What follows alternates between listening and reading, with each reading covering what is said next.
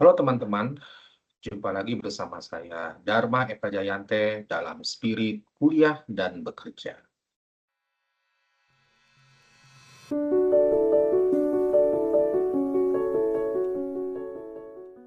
Nah, kali ini kita akan coba membahas satu topik yang masih erat kaitannya dengan nah, treatment pada suatu riset atau penelitian untuk membuat sebuah paper atau artikel ilmiah seperti itu ya. Kalau pada video pembahasan sebelumnya kita membahas tentang penalaran deduktif dan induktif, kali ini kita membahas tentang metodologi penelitiannya. Nah, secara umum metodologi penelitian itu terbagi menjadi dua metode.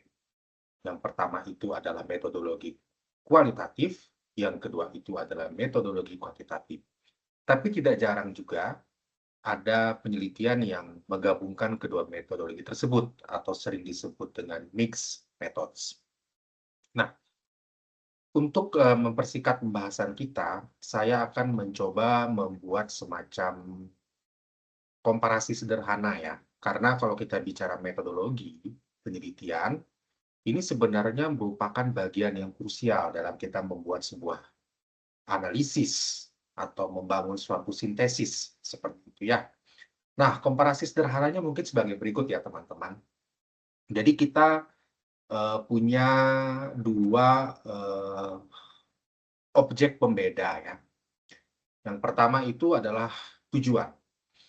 Kalau metodologi kuantitatif, itu dia lebih bertujuan untuk menguji suatu teori atau mengevaluasi suatu sistem yang sudah berjalan, atau mungkin untuk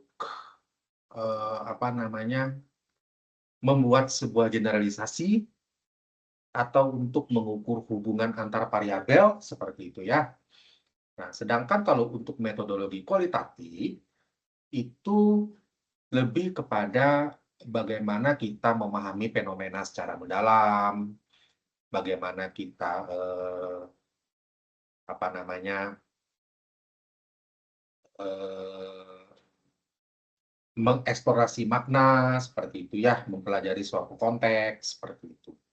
Nah, data output yang didapatkan kalau kualitatif itu data outputnya adalah biasanya dalam bentuk angka atau statistik. Nah, untuk kuantitatif biasanya dalam bentuk angka atau statistik. Dan untuk kualitatif biasanya dia dalam bentuk gambar atau kata-kata seperti itu, dokumentasi, nah seperti itu ya. Jadi kalau boleh disimpulkan, eh, metodologi kuantitatif itu lebih kepada how many atau how much. Nah, sedangkan untuk metodologi kualitatif itu lebih kepada why, seperti itu. Mungkin analogi sederhananya seperti ini ya, teman-teman. Saya pakai analogi yang sederhana. Kalau misalnya ada seorang food blogger, dia pengen melakukan review pada satu restoran. Kebetulan restoran tersebut menu best sellersnya itu adalah nasi goreng misalnya. Nah, dia buat review atau dia buat riset begini.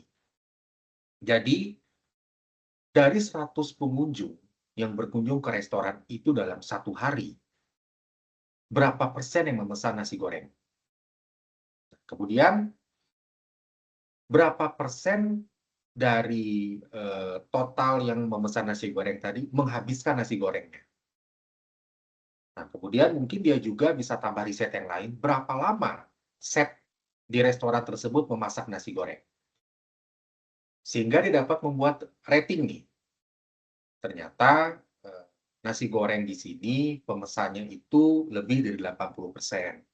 Dan yang menghabiskan mungkin lebih dari 70% misalnya. Akhirnya muncullah data atau statistik. Nah, sedangkan untuk metodologi kualitatif, si food blogger tadi bergeser fokusnya kepada kenapa ada orang yang menghabiskan nasi goreng dan ada yang tidak menghabiskan. Nah, kemudian kenapa setnya bisa masak nasi gorengnya sedemikian cepat misalnya. akhirnya dia bisa memunculkan suatu kesimpulan, "Oh ternyata, kenapa banyak orang yang menghabiskan nasi goreng?" Mungkin karena memang rempahnya ini berasa lebih berani, kemudian juga, rasanya lebih rumahan, chef-nya juga profesional. Nah, seperti itu ya kira-kira teman-teman, mungkin akan terlihat lebih kontras ya kalau kita menggunakan analogi sederhana tadi. Nah, saya kira, demikian video pembahasan kali ini, kita sama-sama belajar, saya sangat berharap ada input, masukan, kritik dari teman-teman untuk perbaikan pada video-video pembahasan selanjutnya. Terima kasih atas perhatiannya, sampai jumpa lagi pada video-video pembahasan berikutnya dalam spirit kuliah dan bekerja. Bye-bye.